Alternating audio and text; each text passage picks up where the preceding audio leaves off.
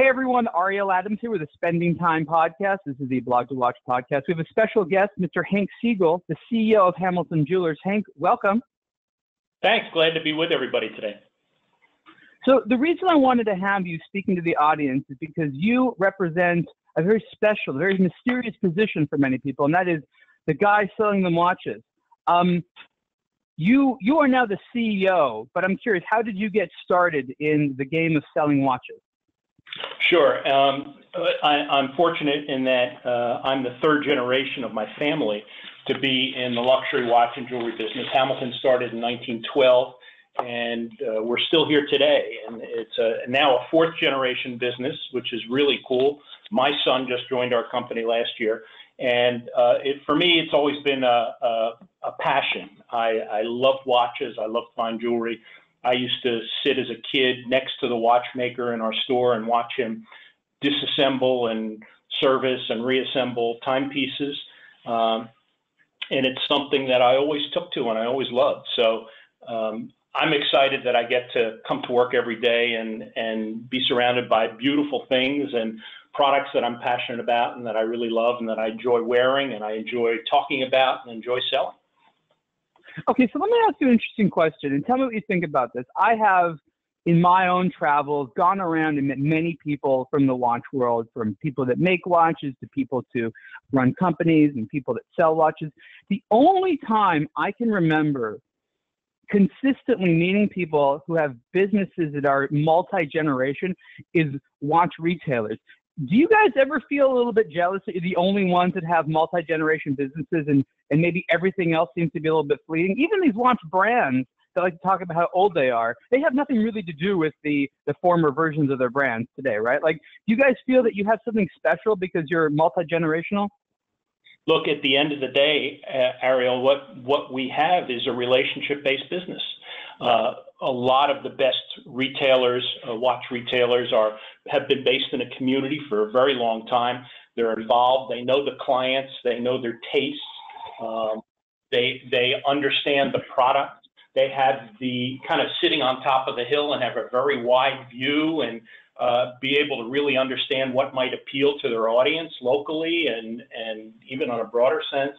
And I think it puts the fine watch retailer in a unique position. And by the way, it's not lost on me that there aren't many multi-generational, especially when you get into third generation or fourth generation businesses in any industry. But I think your observation is a great one, and it's something that's really unique and special about our industry. And what do you think has been really the reason that, especially in the United States, I actually can't speak as sort of fluently with retailers in other parts of the world, though I do suspect it's the same thing. Why do you think it's been beneficial or simple or the best idea to keep these businesses, these watch retailer businesses, multi-generational? How does that help the business? How does that make things better? And why does it seem easier to do that with that type of business than seemingly others?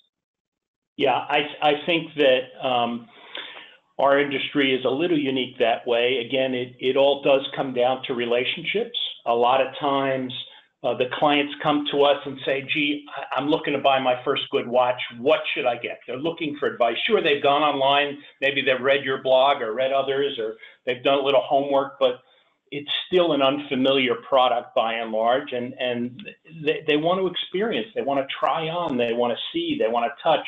And it's really great that they're able to come into a store with perhaps a relationship that pre-exists from other family members or other community members or based on referrals or so forth. So, so many times we take care of the children or grandchildren of people who shop with us, in the 50s or the 40s or the 30s or the 70s or whatever. I think that's really cool. That is interesting. I never thought about that. It's funny because the watch brands themselves constantly talk about legacy.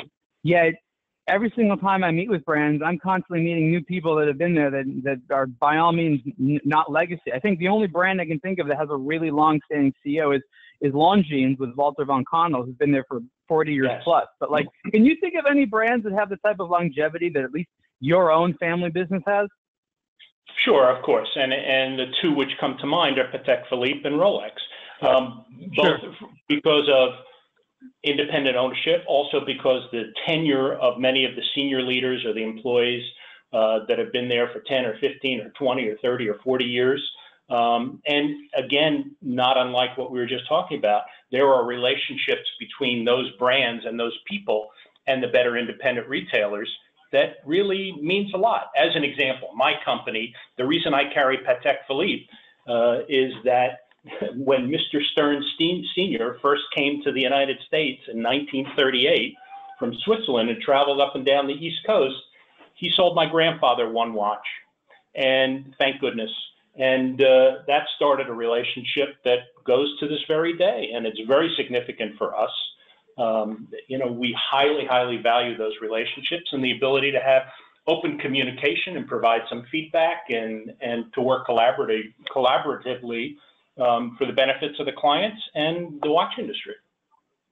I think that's something that's really kind of, I don't want to say missing today, but not made aware to a lot of watch buyers, and that is how long these brand retailer relationships can take to form. You know, it isn't just that this relationship started a long time ago.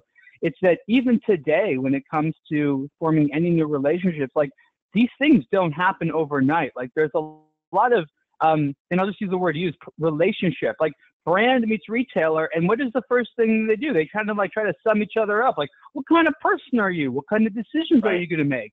It's kind of like you have to treat them almost like a new family member, right? I think that's really well put, and I think it's very true. Again, you're talking about a luxury product. The brands certainly want their product treated with respect. They want to assess the retailer's ability to do that. The retailer wants to respect the product as well, and also wants to take good care of their clients. So, you know, there has to be that sort of mutual level of trust.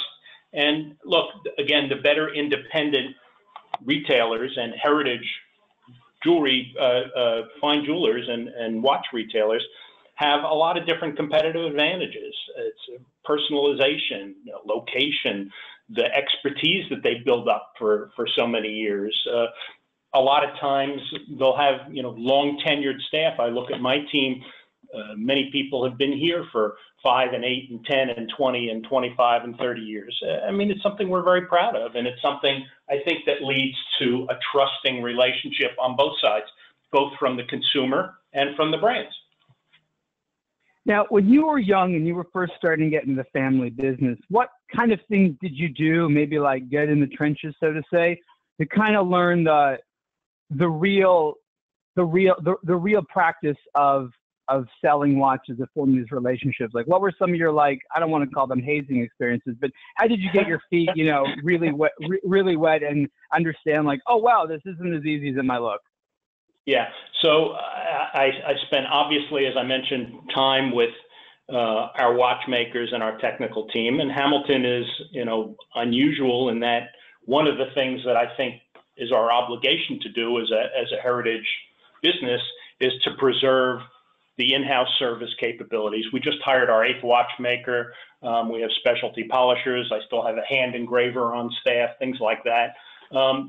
You know, that is part of what we do. And I used to spend time with each one of those specialists learning about what it is that they do in their craft. You know, our polisher, you know, I came and I said, okay, we're going to polish the watch. And, you know, we just put it on the wheel and everything was bright finish. I didn't know that, you know, different parts of the watch get different satin finishes, and different satin finishes can be different textures, going from more coarse to more fine, and you know, all of those things you really have to develop an appreciation for, because at the end of the day, it really is an art form. And to see an expert polisher refinish a case, or to see an experienced watchmaker solve a tricky problem in a movement, it's magnificent. And so I remember distinctly spending time at my father's instruction with each of those specialists to learn about what they do. Then I had to learn about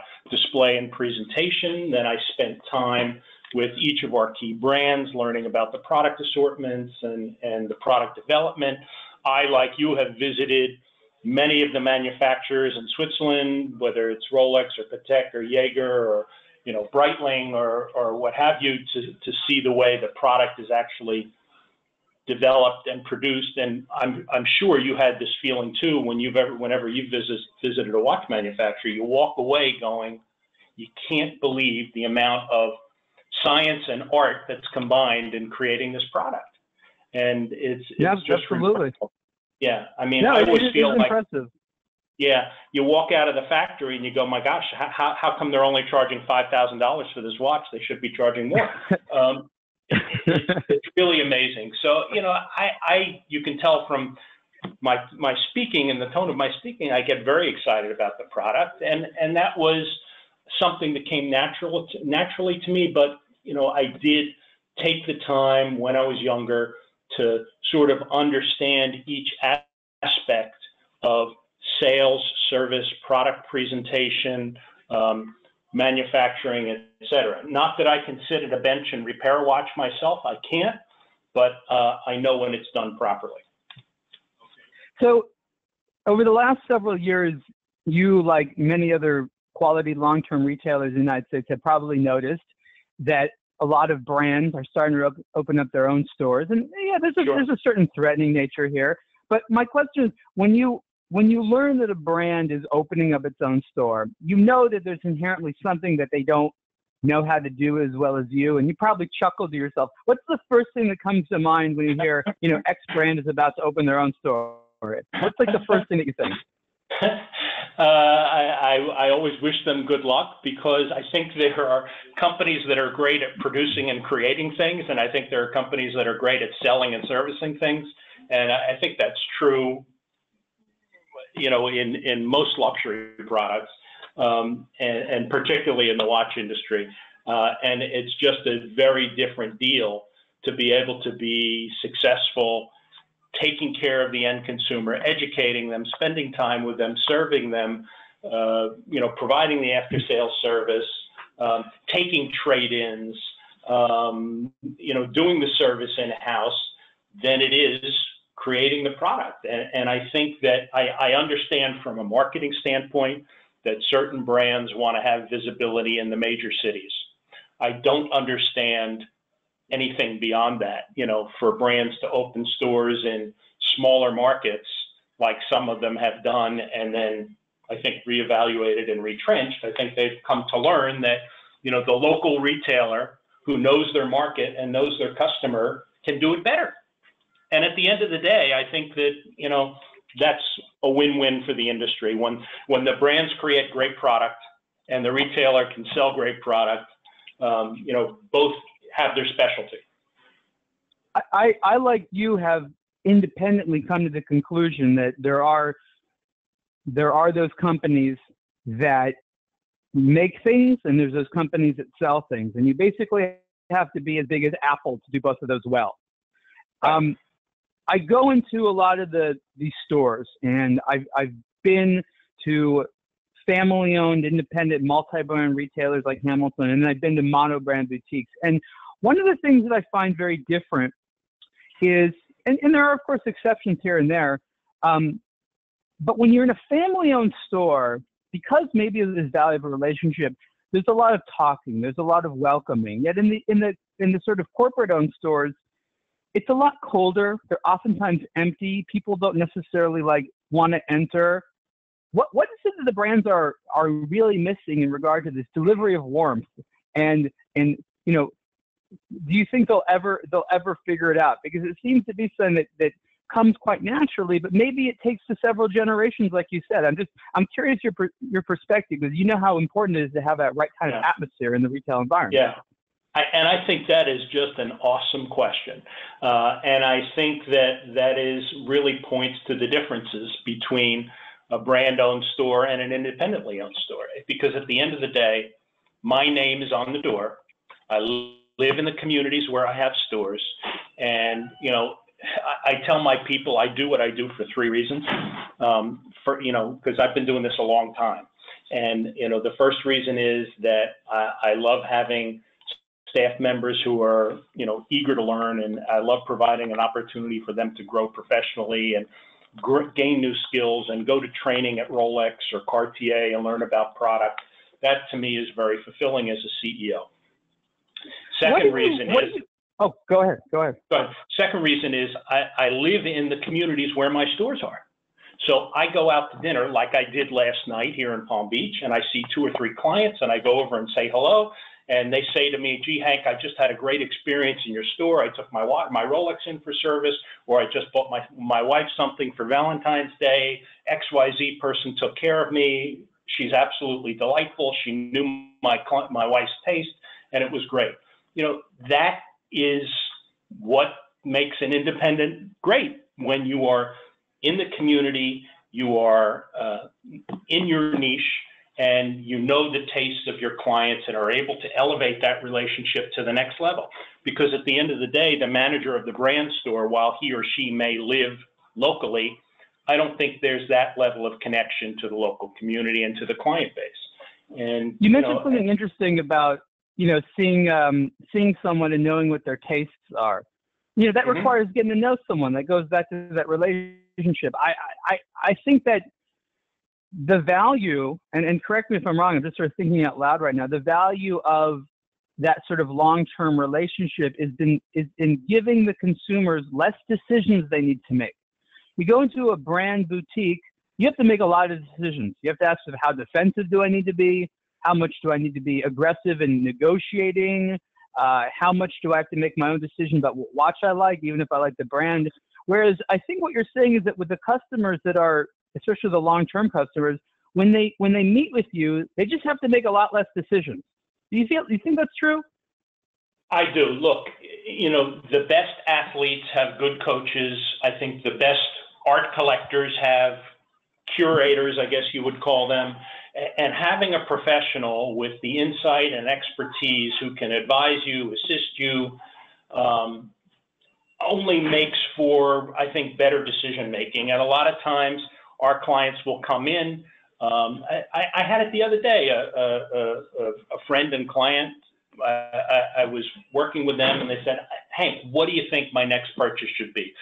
Here are all of my watches. Here's what I'm thinking about. Here are the ones that I really don't wear anymore. I'd love to trade them back and find something else. I mean, the ability to say, okay, great, I recommend A, B, or C, and here's why. I think consumers appreciate that, especially at the luxury level, but also, Ariel, at the beginning level. I mean, so many times people come to us and say, you know, I've been saving up. I want to buy my first nice watch, mechanical watch. I'm looking to spend $1,500, $2,500, $1,800, whatever it is. And, you know, all the brands have sort of a different resonance with the clients, but they still come to us to compare, you know, a Tag Heuer with a Breitling, with a Shinola, with a, you know, what have you. And it's really that ability to understand the client and offer solutions is, I think, something that is uniquely available at a good, solid, independent watch retailer. What do you do when a brand lets you down? Maybe, for example, you sold the watch to someone and there was a problem with the watch, and that experience wasn't, you know, what you know the brand was able to give, or just didn't sort of reach the brand's own, you know, own personal level of quality that I like to set. And that's the thing that happens when you're selling other people's products. Is if there's a problem, you look like the bad guy. What's your strategy when a consumer, you know, had a bad purchase and you got to make it better? That's a great question with an easy answer. You know, at Hamilton, we make it right. And so many times, you know, if it's a lemon, which does happen from time to time, although rarely, or if there's a service experience that is taking too long or what have you, we do what we need to do to make it right. We'll take the watch back, give them a new one. We will, you know, credit the cost of the service, you know, whatever it takes to ensure that client satisfaction for the long term, because we are able to take, after 105 years, a very long-term perspective to client relationship building. That's what we do.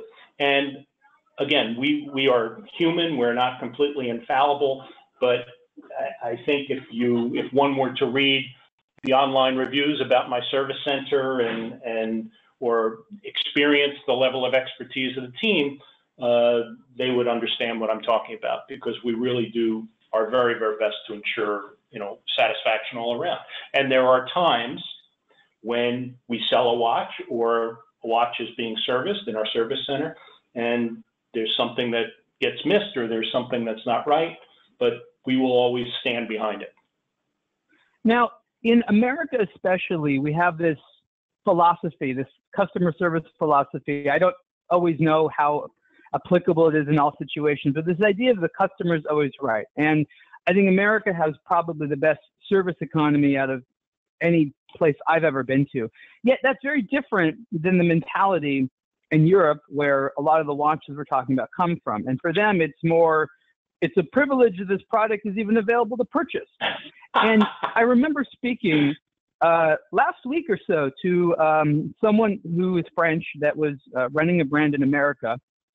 And they said to me that from their perspective, luxury items were very difficult to get, meaning he sort of saw the appeal in certain luxury items as having to travel to a far off city to get it being very difficult to get, being, not necessarily being treated as well as you want because the item might be kind of better than you or something like that, which again is completely in contrast to this sort of American mentality on how to treat the customer and how to treat the luxury buying experience. Do you have do you laugh about this stuff on a regular basis, these cultural differences that you basically can't unravel from the luxury European watch buying experience? I do laugh about it. I think that from time to time, the reigning mentality is what you say, but I think those brands with a strong U.S.-based leadership team understand the local U.S. market and understand the mentality of the U.S. consumer. And, at the end of the day, yes, there are many times when the product is hard to find or you can't find it or what have you, but that doesn't mean that we need to be a snob when it comes to dealing with the client. Anybody who is spending $5 or $10 or $20 or $50 or $100 or $200 or whatever it is, $1,000 on a fine timepiece, we need to pay attention to them. We need to really take care of them, and certainly we need to develop them for the future. So have you ever thought to yourself it'd be a great idea to make a brand? Like, you know how to sell it, and yes, we did establish a rule that there's companies that sell and companies that make, but have you ever thought to yourself, boy, I could do this better, or I'd like to do it a little bit differently? I have from time to time, and we certainly do that on our jewelry collections. We produce and sell our own designs, high quality, extremely great value, and we do it very effectively. I think it's a little more challenging in the watch world. One, because of my name, Hamilton, but also I think to industrialize and produce, a high quality watch today is not as easy as it looks. And again, going back to those visits to the manufacturers, I think we both get that. So, I let the ones who do it best do that, and it's my privilege to be able to sell their fine product. Okay, changing gears for a second here. We speak to a lot of watch customers that in various ways sometimes have hesitation or sometimes bad experiences about going to a watch retailer. Sometimes it's just as simple as them feeling intimidated by the process. What advice can you give to people prior to going to a watch store so that they'll have the best experience? Well, look, I think it's retailers and stores with great service and fair prices will pretty much beat out stores that, are either just online pure plays or, don't have great service or what have you. And I think it's just knowing where you're shopping. I'm a big believer in shopping locally. I think that comes back in spades to our local communities. For me, we support over 100 different charitable organizations in our communities each and every year. Why do we do that? Because the local community favors us with their business. So, we love doing that. But I think in terms of going into your local fine luxury watch retailer, nobody needs to be intimidated, especially if they're independently owned. They're there to do business and to take care of you and give you a great experience. I think sometimes the collector thinks that they can walk in to their local retailer and be first on the list for the new Steel Daytona or a Nautilus or a new Tag Heuer or Atavia or the Cartier Panther or the new IWC Pilot or whatever it is the new hot watch is. And I have to say that's not always going to be the case on your first visit to the store. And that gets back to the benefit of establishing an ongoing and good relationship with your local fine retailer. Because when Breitling introduces their new watch, or Hamilton ships the new Intramatic or whatever that everybody wants after all the buzz in Basel, who are we going to be able to provide that to? We're going to, when we have a waiting list of 20 or 30, the first ones are going to be the ones where there is an existing relationship and it's been over a period of time. So I think that people need to feel comfortable walking to their local store. And if you're serious about watches, and it's not always about the last nickel in price or what have you. Sometimes the decision should be based upon quality of service, quality of after-sales service, and the ability to establish a relationship with the store so that they can take care of you for the length of your collecting period. So let's turn that question the other way. What do you wish the brands knew about the consumer experience that would just make everything better, right? There's a lot of things the brands don't know. There's a lot of things the retailers don't know. But what do you wish the brands knew about the consumer experience so that it was at least I don't want to say make your job easier, but it make the experience of being a watch consumer all that much more pleasant? Well, I think a lot of the brands are doing a better job. They're doing their homework. I think you wrote an article recently about the brands targeting some of their production and styling to the individual markets around the world rather than producing one style and assuming it's going to sell in Japan, China, the Ukraine, the United States, and throughout Europe. So I think that's important, and I congratulate the brands for becoming more targeted and more sensitive to regional tastes. So hopefully that will pay benefits to the retailer and to the consumer. I think as the brands go quicker to market and tighten their development time, one of the challenges and introduce things more frequently, I think they're going to be certain styles are going to continue to be more and more in demand, and it will be important for them to understand what the retailer is going through. I mean, the frustrating part for us as fine retailers, a lot of times when the brand comes up with a great product, they create a lot of pre-show buzz, whether it's pre-Basel or pre-SIHH, press buzz about the product. They show their prototype or their demonstrative model at the fairs, and then that's at the beginning of the year, and then the piece doesn't deliver until October, November, December, and then the client's lost interest. And you look like the bad guy sometimes. Yeah, I look like the bad guy because I get a phone call from 23 different people saying, "Hank, can you get me the new, ABC that was just shown at SIHH?" I say, "Sure." We're anticipating it. They tell us we're going to receive the first shipment in May, and then May rolls around and there's a production problem or whatever, and then it's September and then it's October. Yeah, you know what? I bought a car. I mean, that's frustrating. That sounds like it could be that way. Now, those types of frustrations, would you say that's just sort of inherent in the production of watches, or is it reflective of maybe things that could be refined in the current watch industry? Is it on a list of things that you're like, the watch industry really needs to sort of figure that part out? Yeah, I think the industry needs to figure that out, and I think it's great, to create the press sensation and the PR about a new launch, but you've got to be able to deliver.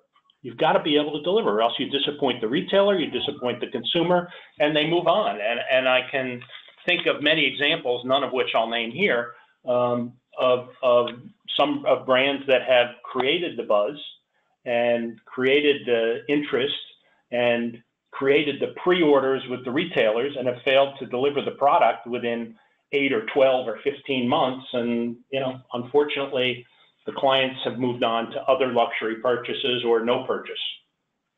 Yeah, because they don't want to wait that long. I mean, it's funny because there's this common story I remember hearing in Germany, how if you wanted to purchase, certain German cars, you could do that there, but you have to be like on this list and you get your car several years later.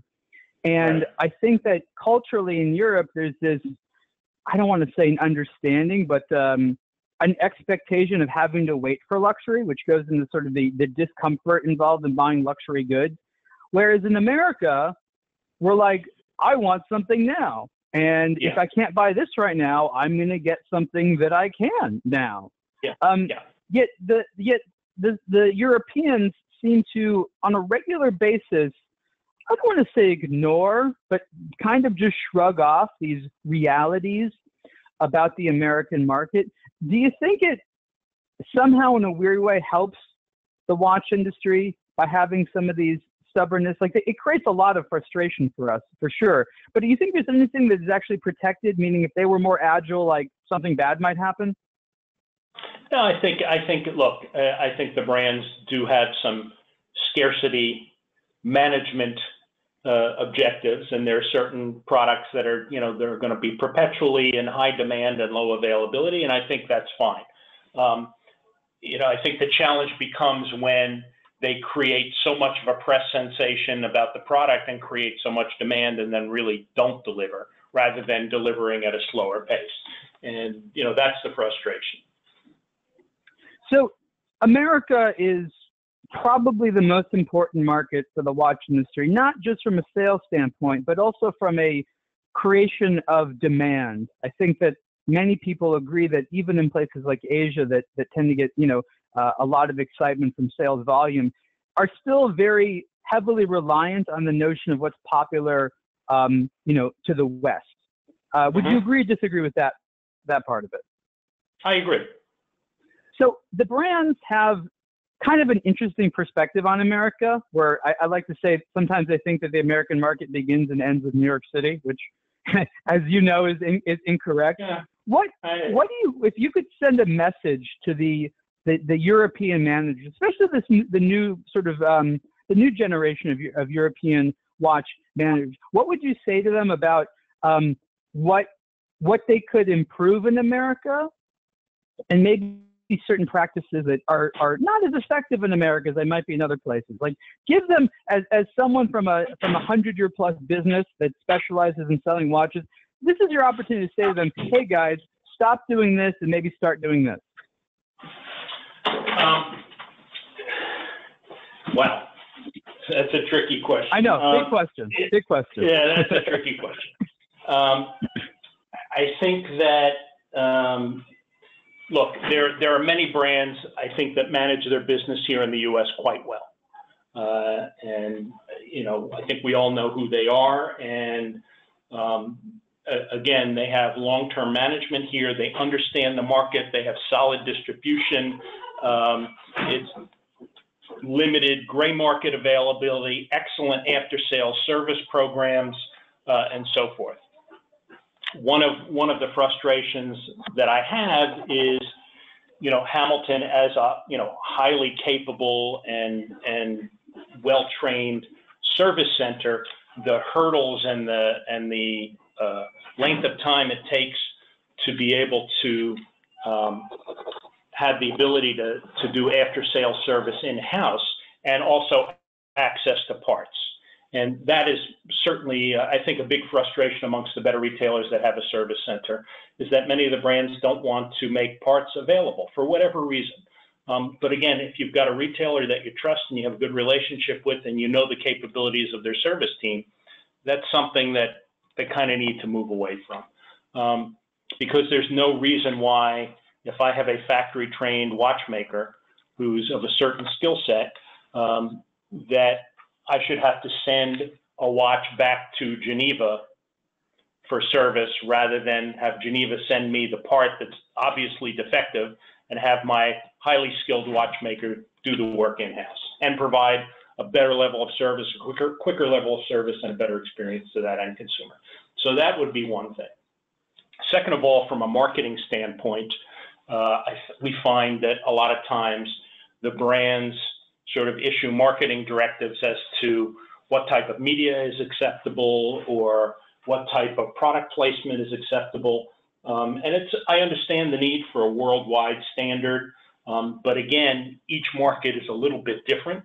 There are things like outdoor that work, in, I think, the US and in Asia that maybe don't work in Europe. And so I think that there needs to be a little bit of local knowledge in terms of effective marketing methods so that each retailer or each region can do what's best to promote the brand to its consumer. Training, I have to give the brands credit because a lot of them have really stepped up their training initiatives, but that can always be better. I think as the consumer becomes more and more educated and reads both truth and fiction from the online resources, I think that the more training available to the better retailers, the better. And I think that that is really important for them to understand. I think that authority and expertise sells product, and that only happens through proper training. You mentioned the sort of notion of marketing, which I obviously talk about a lot, and the brands keep repeating this mantra about consistent message markets. I actually completely disagree. I think that there's no problem with brand A having a particular type of relationship with people on the East Coast of the United States than the east part of Europe. I mean, sure, no one in one place should say the product stinks and someone else should say the product is great, but I totally agree with you that marketing needs to adapt to the market. Do you wish oftentimes that you had more leeway in order to create the precise type of marketing for the brands you carry that would work in your market? Absolutely. Absolutely. And I think that's a frustration amongst, many people who sit in the chair that I sit in, and that is that, we know our local markets and what works in our local markets. And, to have a brand say to me, I'm sorry, we don't do billboards, as an example, okay, but, in Florida, billboards work. I mean, we sell products right off the billboards, so just as they do in Southern California, where people drive all the time.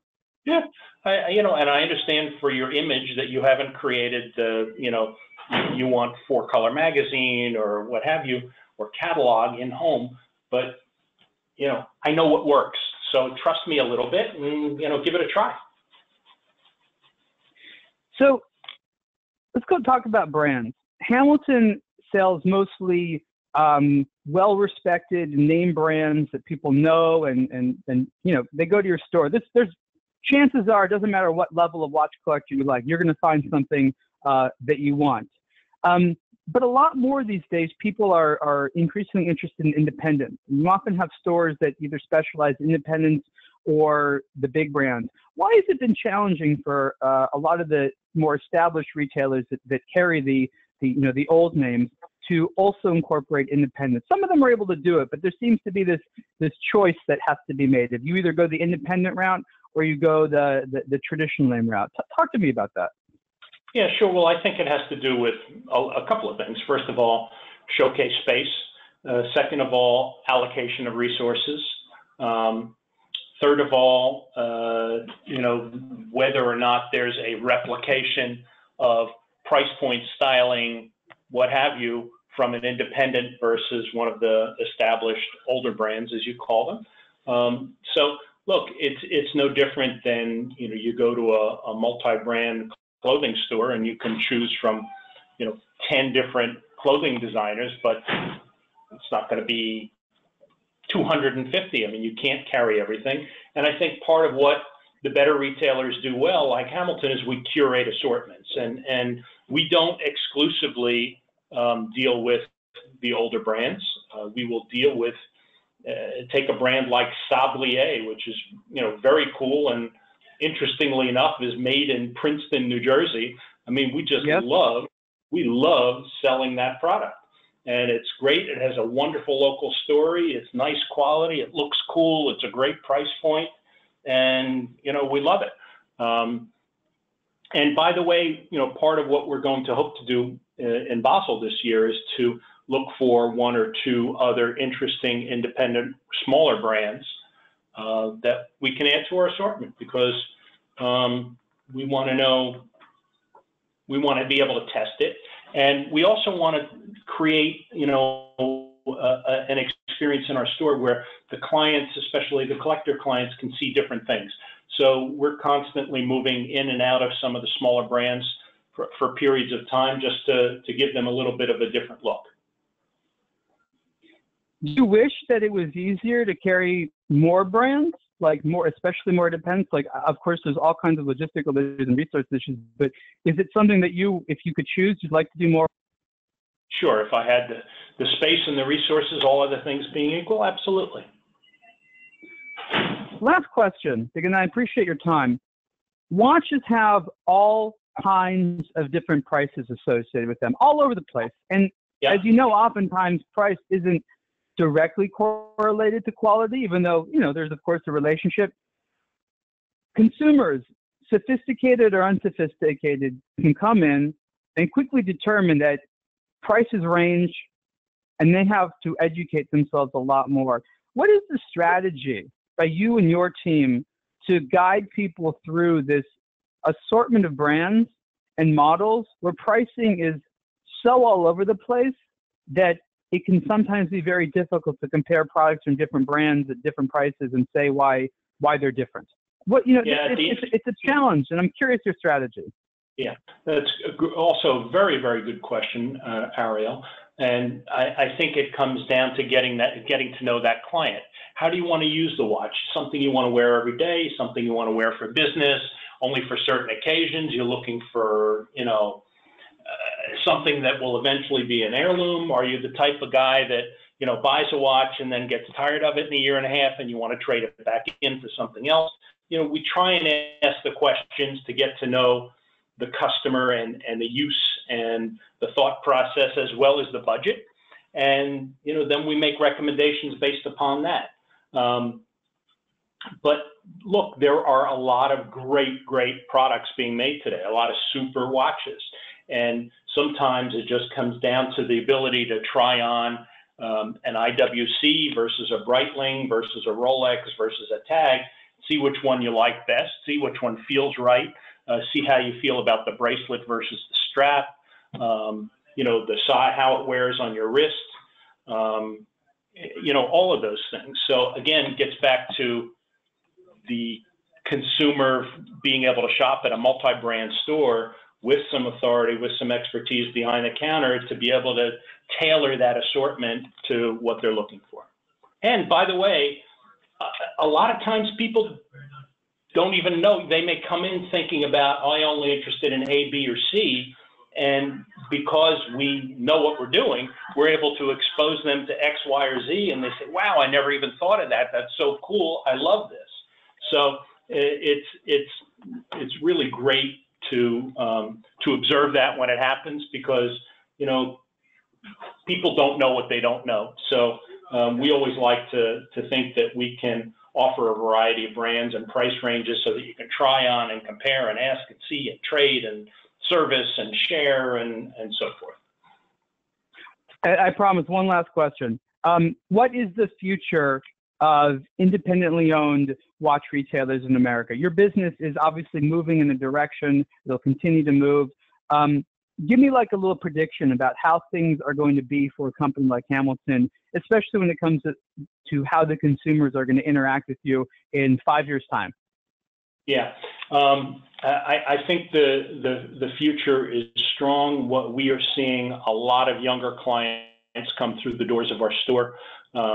They want that face-to-face interaction. Yes, they do their homework online, but I think once we look at our new client acquisition rates over the last few years, and it's definitely going up, and it's definitely going up with a younger audience. And I think people respect the heritage and expertise of a company like Hamilton. They respect the diversity of assortment, and they know that we're there to take care of them. So I think the combination of all of that bodes really well for companies like Hamilton and others like us who go above and beyond to deliver a great experience. And certainly, the